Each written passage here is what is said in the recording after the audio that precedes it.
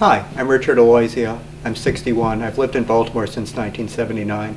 I'm a native of Wisconsin. I was born and raised in Milwaukee. I lived in Madison for 5 years before coming here, and I came out during that period I lived in Madison. It was in 1974. I came here in 1979 by accident. I was part of the group of people who were part of the first the National March for Gay and Lesbian Rights in 1979. And I had a choice: did I want to go to Minneapolis for a job interview or to be part of the busload of people from Madison going to the march in Washington? I decided to go to the march in Washington, and I bumped into someone I knew from graduate school in Madison who'd come here to take a job. I'm a librarian. She was working for Pratt. She told me that Pratt was hiring. I decided to apply. I got a job. I knew people who lived here. It seemed like an adventure, so I've been here ever since. In my late 20s when I moved here, I guess it was the month before I turned 29. I'd been involved with the Madison Gay Men's Center, so I decided that the easiest thing for me to do when I came here to get involved with the community and to meet people was to get involved with what at that time was called the Gay Community Center of Baltimore.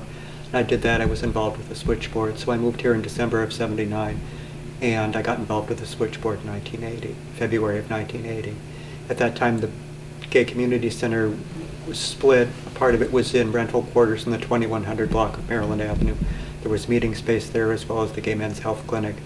And the paper, as well as the switchboard, were in the basement of someone's home in Charles Village. And so when I was a switchboard volunteer in 1980, this was during the time when we were still back in Gail Levino's basement in the 2700 block of Calvert Street in Charles Village. So that was my early involvement with the GLCCB. 3 attempts made to add the word sexual orientation to the city's civil rights statute. The first one was in 1980. The second one spanned 1984 and 85.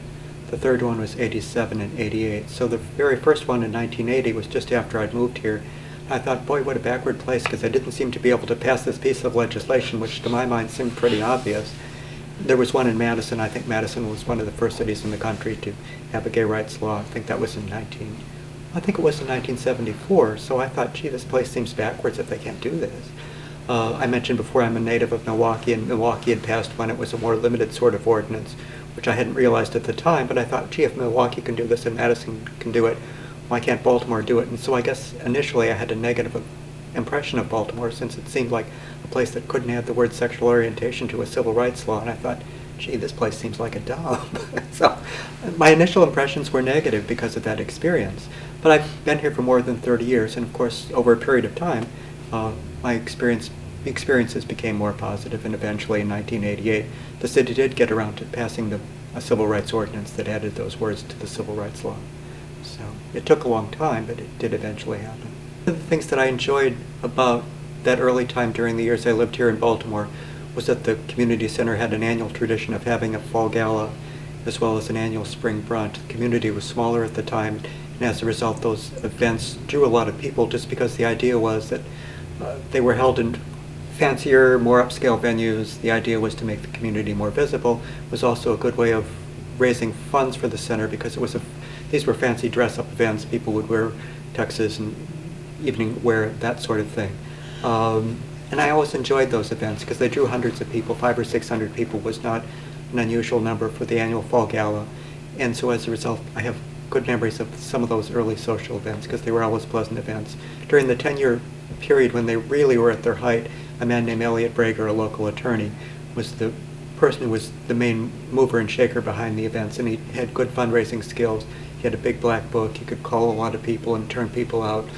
And so as a result, they were enjoyable social events that I think that a lot of people had a good time at, and they raised a lot of money for the Gay and Lesbian Community Center. So I have fond memories of those early social events just because they were pleasant times. As I said, it was a smaller group of people, so people had a tendency to know one another more, I think. And as a result, there was probably a little bit more cohesion because it was a smaller group of people. It was definitely mixed both in terms of gender as well as race, but I'd say it was probably, at least at the community center, more white than African American and more male than female, which had traditionally been a criticism of the organization. So one thing that impressed me when I first moved here from the Midwest was that it did seem like a more diverse group racially.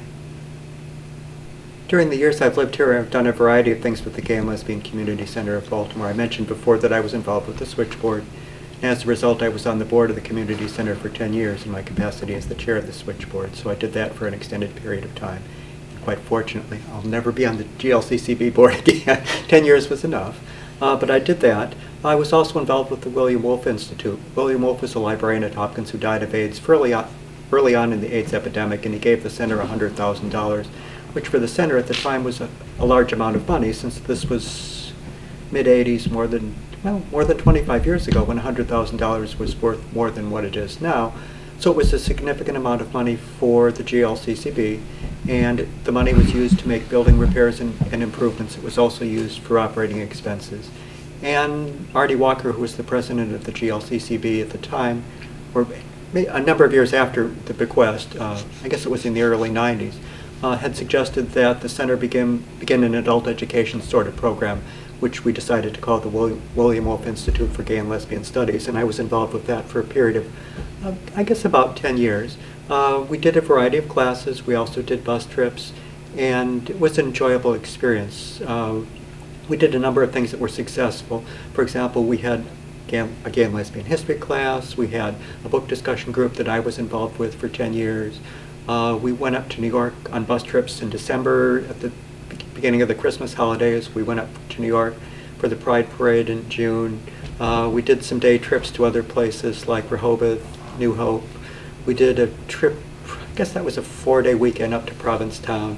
So it was a variety of things that we did through the William Wolfe Institute, and it was an enjoyable experience, I think. I've been involved with the Prides every year. Most years it was simply to be a foot soldier the weekend of the events. For a 5-year period, I was the vendor registration coordinator. So I've always had some involvement with the Pride festivals. Over the past couple of years, I've just gone back to being a foot soldier. So those are some of the things that I've done during the years that I've been involved with this community center. I've also done some fundraising. A couple of years we did a Mardi Gras masquerade ball as a fundraiser in late February at the time of Mardi Gras. So I've done a variety of things during the years I've lived here with the community center. I've done less over the past couple of years just because I've had less interest and less enthusiasm and less energy to do that, but I've enjoyed the things that I have done over the years.